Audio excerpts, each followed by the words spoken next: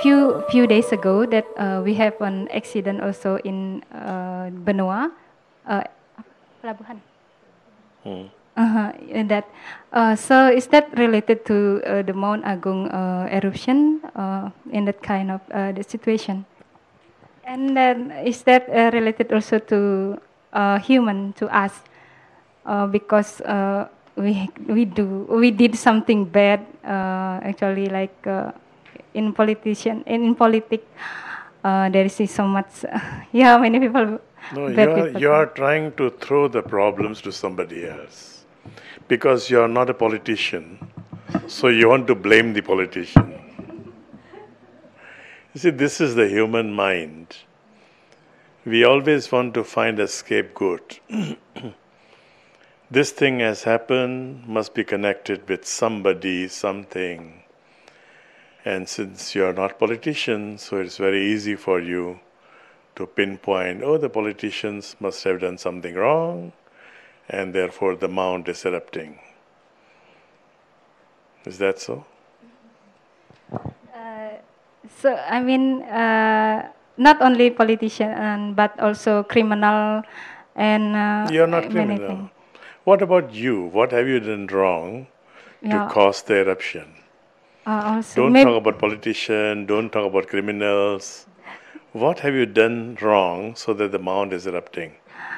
I don't know exactly. Maybe I did the bad thing, but you are not so big. The mount is big. We are small, tiny people. No, we do small mistakes. We do small crimes. We do small mistakes. The mount is not going to be unhappy with us. We have to understand one thing, that things go wrong. Life is not all roses. There are thorns also. So if the mount is erupting or some accident is happening somewhere, it is natural. It is the consequence of life, of living. Life is full of risk. The thing is, we have to do some self-introspection. Where have I gone wrong? In the olden days, we know that we live in a ring of fire. Not many countries are like us. Part of Philippines, but not many countries are like us. We are on the ring of fire. And our ancestors, when they build houses, the second floor would always be made of wood. There would not be many floors, but even then, the second floor would always be made of wood. In Bali, I don't think there were second floors, too many second floors. In the olden houses, in the traditional houses, you don't have second floor. So we have to understand this. Our ancestors, they must have done some study. Every time there's an earthquake, every time there's an eruption, and a lot of people, they die not because of the eruption, not because of the earthquake, but because of the building materials that we use. Something falls upon someone and he dies. So we have to go back to our ancestral wisdom. Not that everything in the olden days was good, no. But there were things which are good. And we have to go back to those things. You see the traditional Balinese houses. Houses were big. They were living in kampung, in desa, whatever. Now you have apartments. Do we need apartments in Bali? We don't need apartments in Bali.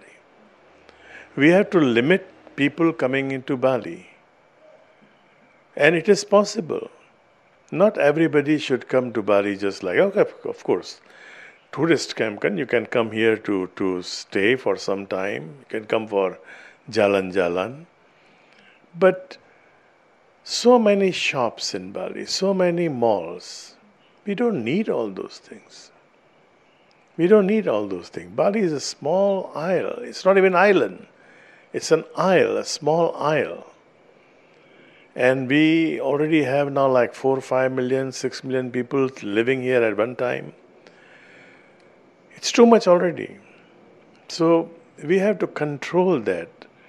We have to go back to the ancient wisdom, how to manage this island, this small island. If we cannot do that, then all these things will happen. You cannot stop the mount from erupting. The mount will always erupt, earthquakes will always happen, but you can make sure that the damages, the casualties are not there.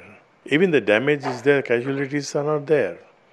And to do that, first of all, when I came to Bali first time in 1970s, there was only 1 or 2 big hotels in Sanur Beach Hotel, Bali Beach Hotel, 2 or 3 big hotels. Others were guest houses, and they were good. Tourists coming from different countries, it would be good for them also to live in a guest house, a place like this, small places, 6 rooms, 7 rooms. You don't need 300 rooms, 400 rooms. We have to manage this place. We have to manage our island. We have serious problem still with transportation. We don't have adequate transportation, and nobody is bothered. Everybody likes to ride on a bike. There are places in Beijing, in many, many places in China where you cannot ride a motorbike. Motorbikes are not allowed. We were just in a place, last week I was in Thailand, and they were creating their own biodiesel, solar energy. We have so much of sun, and we are still not having enough of electricity. Sometimes we still have blackouts. We still use generators.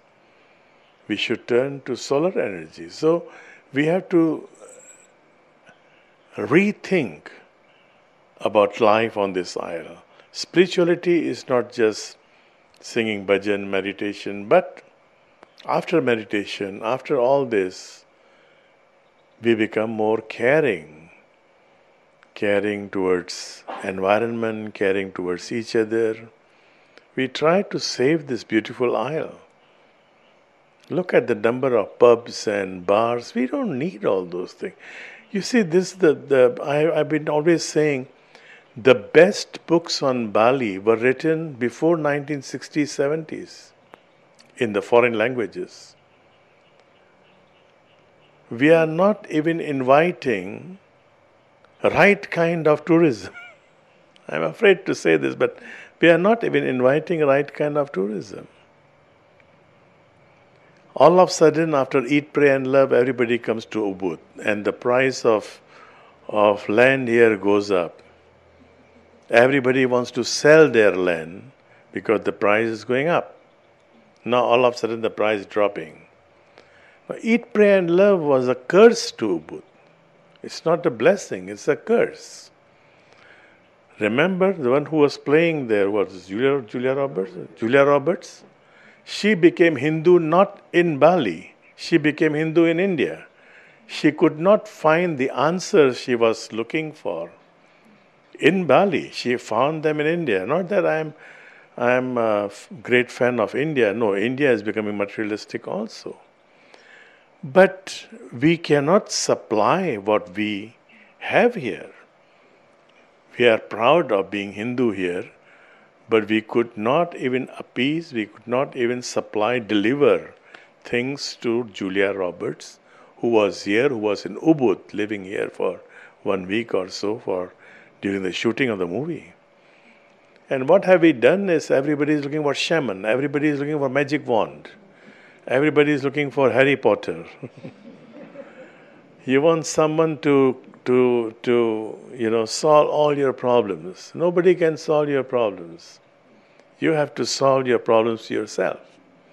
But Eat, Pray and Love is giving a very wrong impression of Ubud, of Bali, Very wrong impression. Something is wrong with us. We have to do some self-introspection. How to correct all these things.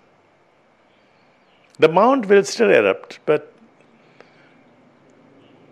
we'll say, hi, when you are having some stomach problem, some food poisoning, what do? You have to throw out, right? So the mount is also having some food poisoning. We create so much bad food for the mountain. So she is having, he or she, whatever. The mount is he or she? She, I don't know. I don't know.